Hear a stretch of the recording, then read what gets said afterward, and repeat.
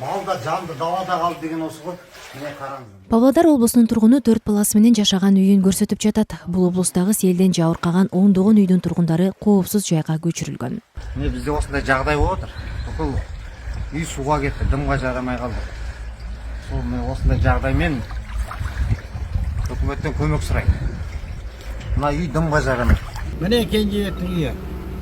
Море. Казак өкмөтү кооптуу айылдардан 12 миңден ашык адам коопсуз жайга көчүрүлгөнүн маалымдады. Батыш Казакстан облусундагы айылдардын тургундары ошол тапта спорт комплексинде баш калкалап жатат. Енді үйде заттарын бәрі қалды ғой.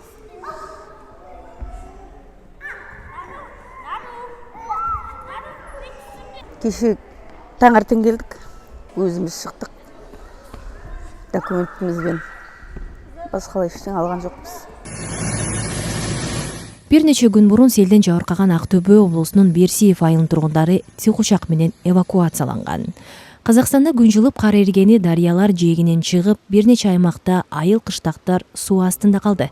Батыш жана чыгыш региондорунан тышкары Улуу Тоо, Актөбө, Акмола, Абай, Атырау, Караганды, Костанай жана Павлодар облустарынын тургундары суу каптоо коркунучуна калды. Кээ бир облустарда абалы оорлоп, өзгөчө кырдаал жарыяланды. Жүздөгөн үйдү, короо жайды суу каптап, мал жандык кырылды.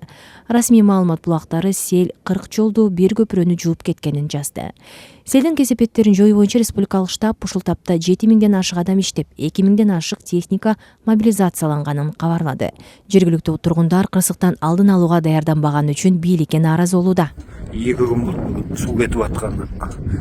Эч кандай көмөк, эч кандай кабар, свет жок.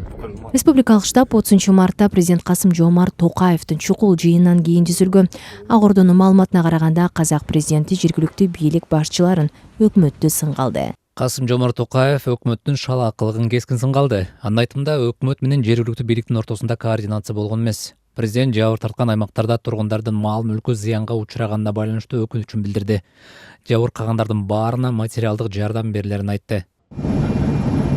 1 апрелде коңшу өлкөнүн билим берүү министрлиги суу каптаган аймактардагы 88 мектеп дистанттык окууга өтөрүн маалымдады. Өзгөчө кырдаалдар министрлигинин маалыматына караганда, коопсуз аймакка көчүрүлгөн 12.701 адамдын 4.728 жашы жетелик балдар. Айгерим Акылбекова, Азаттык.